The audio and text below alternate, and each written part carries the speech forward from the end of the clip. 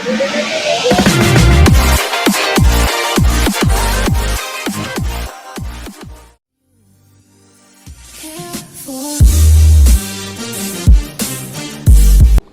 for dinner tonight, this will be my keto dinner. I just thawed 2 Pacific wild salmon. And then I am also using this basil pesto that I got from Costco. So I'm just planning to just scoop about a tablespoon or 2 of this basil pesto and slather them all over my salmon, and then we'll bake this later.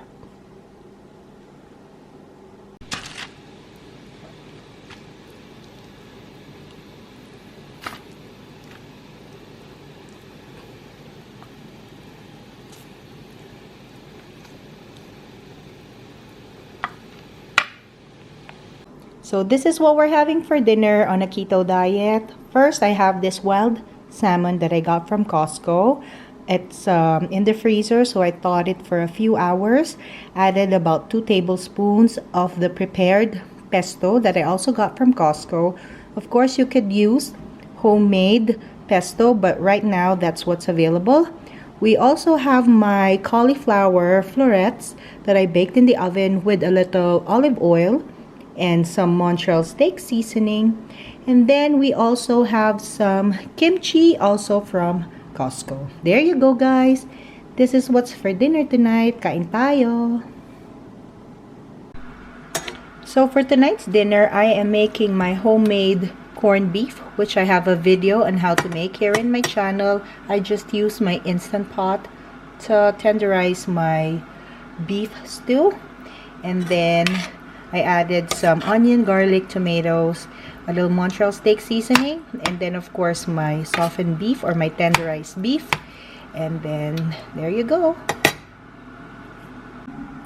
So this is what's for dinner tonight. This is my keto dinner. I have my fried cauliflower rice. I just sauteed it in a little oil. Add either salt, pepper. In this case, I use my Montreal steak seasoning, and then I just added some few garlic chips. I also made my homemade corned beef. And then for side dish, I just have my store-bought kimchi from Costco. There you go, guys. This is what's for dinner tonight. Kain tayo.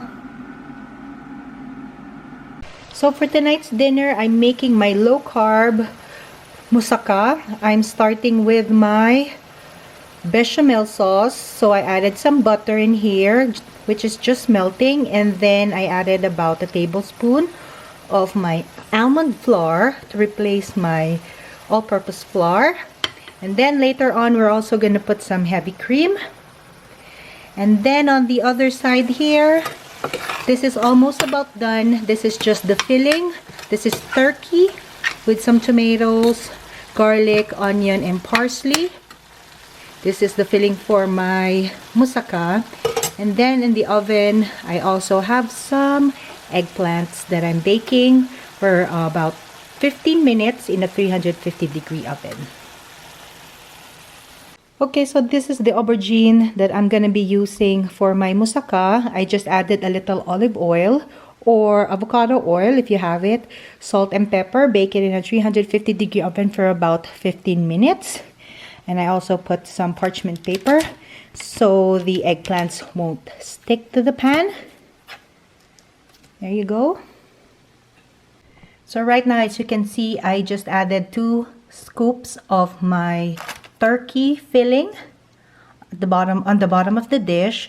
I am gonna add our half of the aubergine that we baked.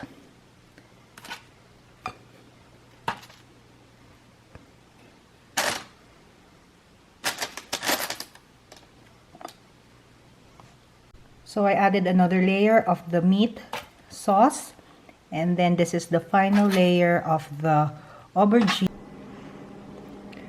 Okay guys, so the final step is just pouring over the bechamel sauce on top of our aubergine and meat mixture.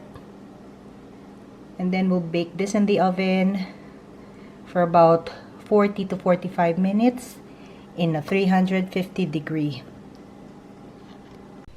So here you go guys, fresh out of the oven, my low carb moussaka. You can pair this with some green salad or just eat it as is. Here you go guys, this is what's for dinner keto style. Kain tayo! So we're just getting the bib lettuce ready for our taco salad. I'm just gonna cut this very thinly.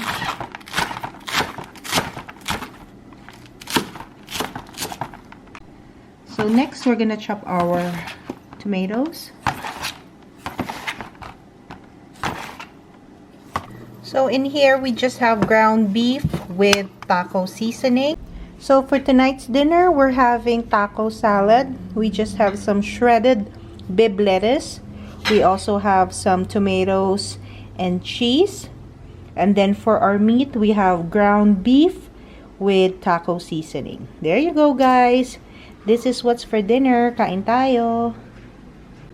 So I'm preparing what's for dinner tonight. This is just my butter chicken. I marinated it in salt, pepper, garam masala, and coconut milk and chili powder. And then I'm just heating it up now in a pan. This is the homemade butter chicken sauce. It has garlic, onion, ginger, tomato, some spices, and then I added cashew nuts and then blend them in my food processor. So I'm now combining the butter chicken mixture of tomatoes, garlic, onion, some Indian spices, and then my cashew nuts into the chicken, which I also marinated. Tapos, I added the coconut milk. Now, it's simmering away. And then later on, I am gonna taste for seasoning. There you go. Our butter chicken is almost ready.